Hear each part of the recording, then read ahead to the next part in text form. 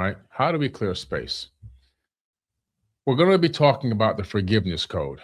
And we're talking about how negativity creates space. If you can clear the negativity, you can create space for instant manifestation.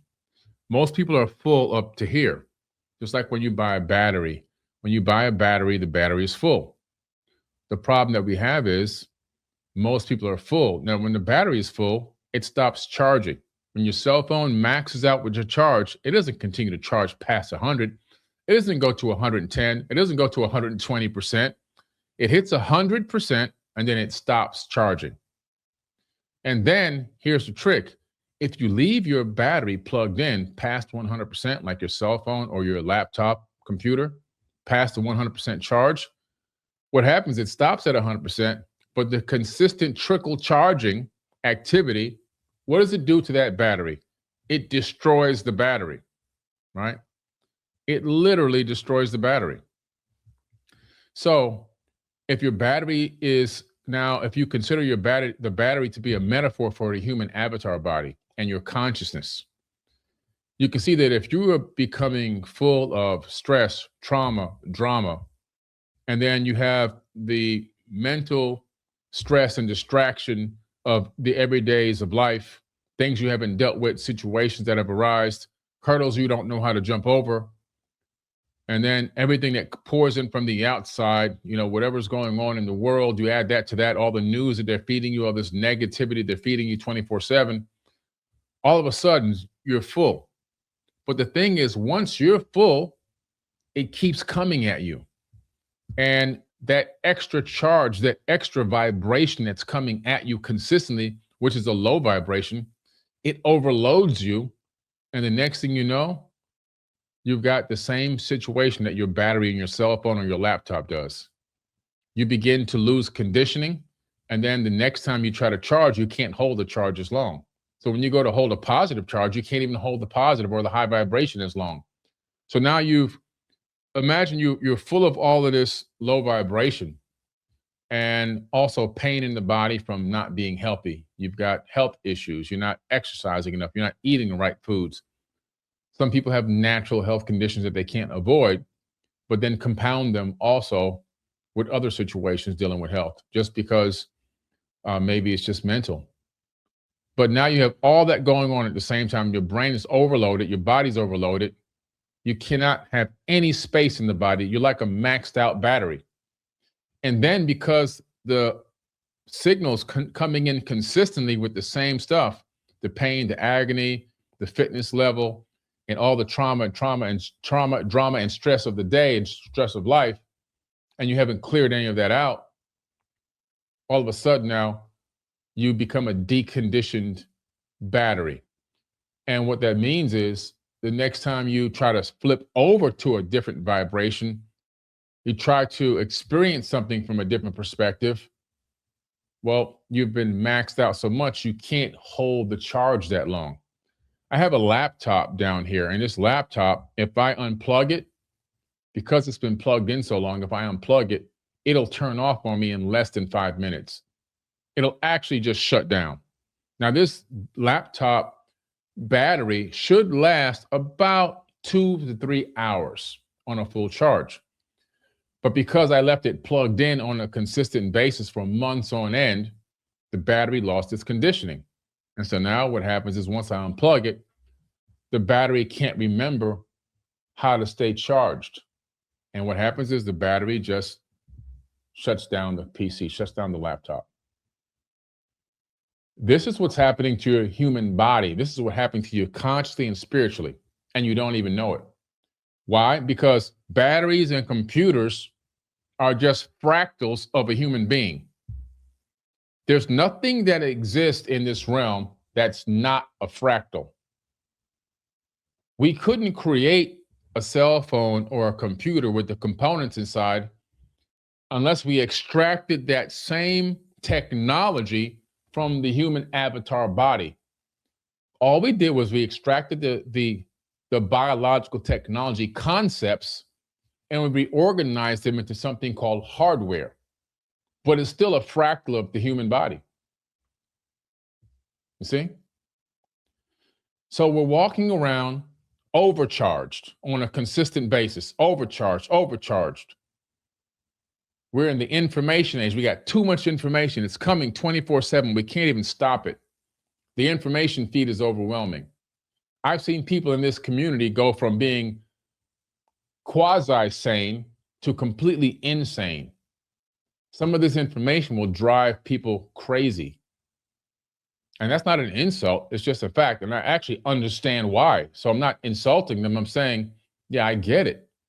It's TMI, it's too much information.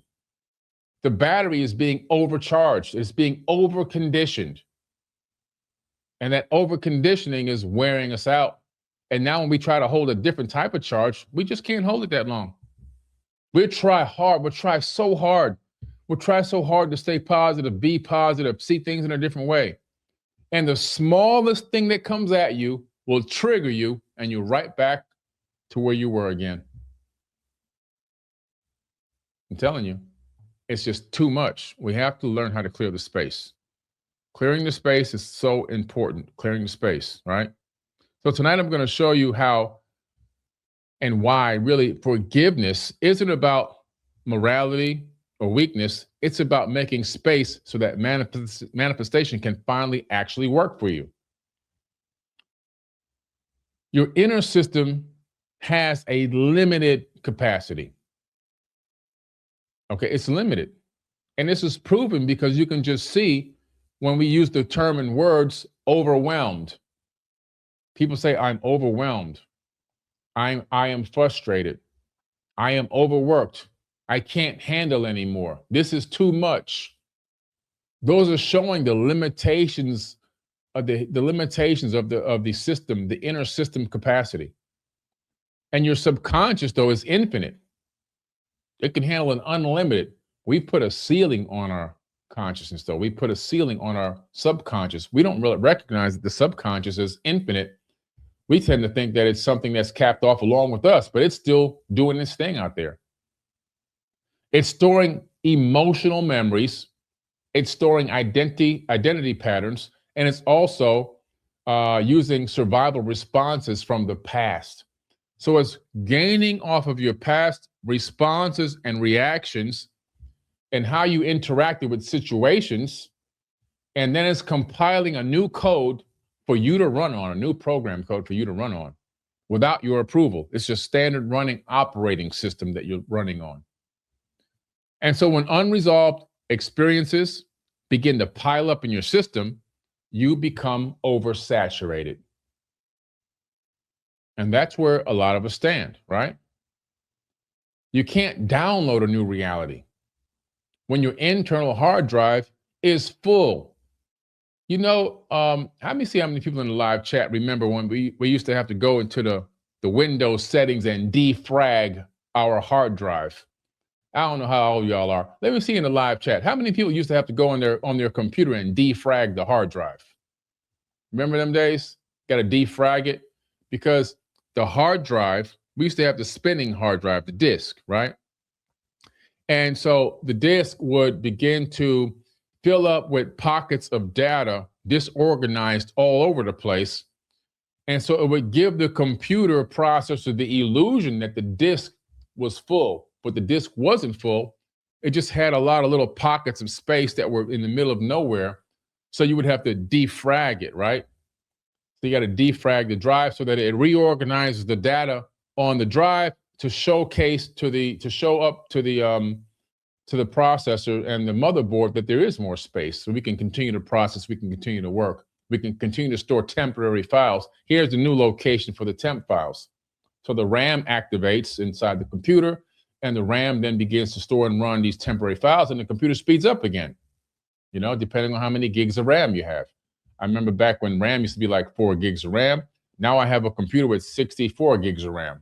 Now I think they even have higher gigs than that in RAM. That's temporary memory and space. But you would have to defrag, right? And so this process, again, is nothing but a fractal. It's nothing but a fractal of us. It's the same exact scenario, right? So you have to begin to understand that like I said, when these unresolved experiences pile up, your system becomes saturated. You have pockets of openness here and there, but you're still full. You appear to be full. And you can't download a new reality. Now, your manifestation doesn't fail because you're not visualizing hard enough. You're visualizing, you're really focused, you really want these things to happen. It fails because there is no room. There's no room for this new information. There's no room for this manifestation to occur because the trauma is stored energy. It's not just here. Trauma is stored. It's stored in the body. You can literally sit back and you can scan your body and you can see where certain pains and irritations are. And those places, after you do like this, your self scan to figure out where you're uncomfortable, those are the places where you're storing trauma. That's what's happening. Okay. Trauma is an emotional charge. And we have to understand that we need to do shadow work.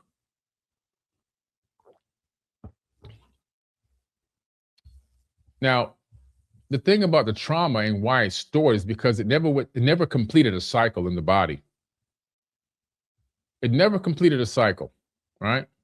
So it came to you, whatever the situation was, whatever you've been going through, and this created a traumatic experience that generated a charge, just like a happy experience generates a charge. However, the problem with the trauma, it stored itself inside the cells. It's got cellular memory. It's inside the cells. It's locked into the body. It finds a place in the body to creep in and hide.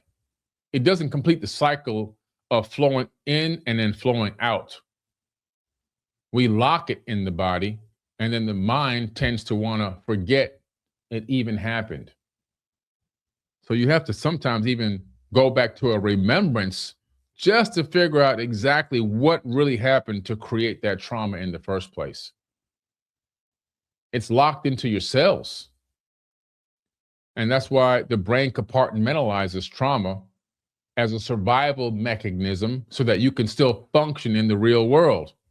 Otherwise, you'd be so traumatized, you wouldn't be able to even tie your shoes. So it gives you a little tiny bit of a break from it, but it's still in there wreaking havoc in the body. It's filling the body up. It's creating a negative charge. It's creating dis-ease in the body. And that dis-ease begin to turn into disease. And if you let it go too long without addressing it, you'll be pushing up daisies. And that means you're 6 feet under. That's the progression. That is the actual progression of that trauma, that negative charge. Okay? So the nervous system keeps looping the past to protect you, but the protection mode blocks your creation mode. This is the problem. This is why we get stuck in these loops, these time loops. We're stuck in the past. I don't have that hourglass on the table with me now, but I did a reel on about an hourglass, and it went super viral, millions of views. I was talking about how at the bottom of the hourglass is the past. The bottleneck in the middle is the moment of now, and the sand at the top flowing down to the bottleneck is the future. Most of us are living in the past. We're living in the sand, filling up in the bottom of that hourglass. And that is detrimental to our health because living in that past that has already gone by, what it does, it blocks us from living in the moment of now, where we create the manifestation that falls towards us coming down from the future. That's where it's coming from. And the moment of now is when you create your manifestation. And then the sand flowing toward you, coming from the future, it's attracted to you. It's coming directly to you. As long as your body feels unsafe, it's going to prioritize survival over expansion. So one of the most important things is forgiveness, because forgiveness isn't about forgetting. It's about releasing stored emotional energy. Okay? And so you need to go stand in front of a mirror, look at yourself in that mirror, and acknowledge these traumas And if you're feeling guilty about any of these traumas or situations that have happened in the past, just forgive yourself. Don't wait for some outside source or some outside person to come in and forgive you.